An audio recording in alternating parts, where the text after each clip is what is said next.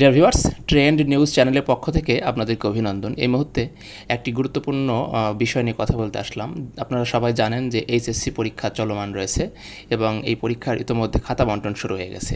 আমাদের মধ্যে অনেকেই অনেক রকম খাতা দেখাতে বিড়ম্বনা করে থাকেন, বিশেষ করে খাতা নিয়ে যে অন্যদের দিয়ে খাতা দেখিয়ে থাকেন এবং এ ধরনের প্রমাণ পাওয়া গেলে এবার একটা শাস্তির ব্যবস্থা করা হয়েছে। তো কী ধরনের শাস্তির ব্যবস্থা করা হয়েছে এই বিষয়ে আমি মূলত কথা বলতে যাচ্ছি।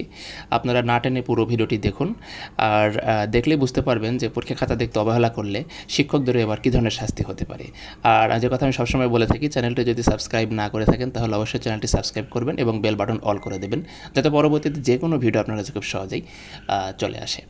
ভিউয়ার্স, আসলে এইচএসসি পরীক্ষার খাতা মূল্যায়ন করা হচ্ছে। ইতিমধ্যে আপনারা জানেন যে এবার এসএসসি পরীক্ষায় ফেল করা স্টুডেন্টরা আন্দোলনে নেমেছে, যার জন্য শুরু থেকেই এই কর্তৃপক্ষ খাতা মূল্যায়নের ব্যাপারে যথেষ্ট সতর্ক। এই জন্য বলা হচ্ছে যে এবার পাবলিক পরীক্ষা উত্তরপত্র কঠোরভাবে দেখার নির্দেশনা দেওয়া হয়েছে এবং এখানে যদি অবহেলা করা হয় তাহলে এই শিক্ষকদের, যেসব শিক্ষক অবহেলা করবেন তারা যদি প্রমাণিত হয় তাদেরকে কমপক্ষে 2 বছর জেল পর্যন্ত দেওয়া হতে পারে, অর্থাৎ কারাদণ্ড দেওয়া হতে পারে, এছাড়া অর্থদণ্ড বা উভয় দণ্ডই দেওয়া হতে পারে।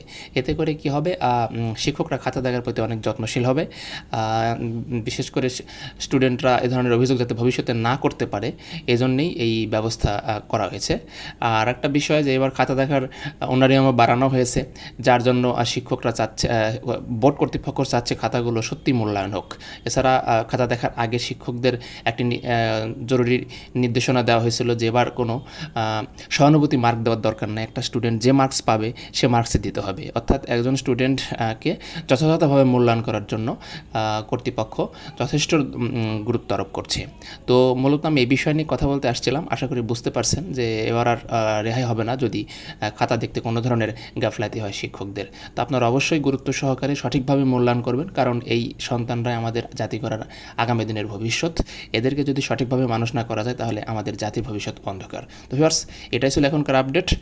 ভালো থাকবেন, সুস্থ থাকবেন, ধন্যবাদ।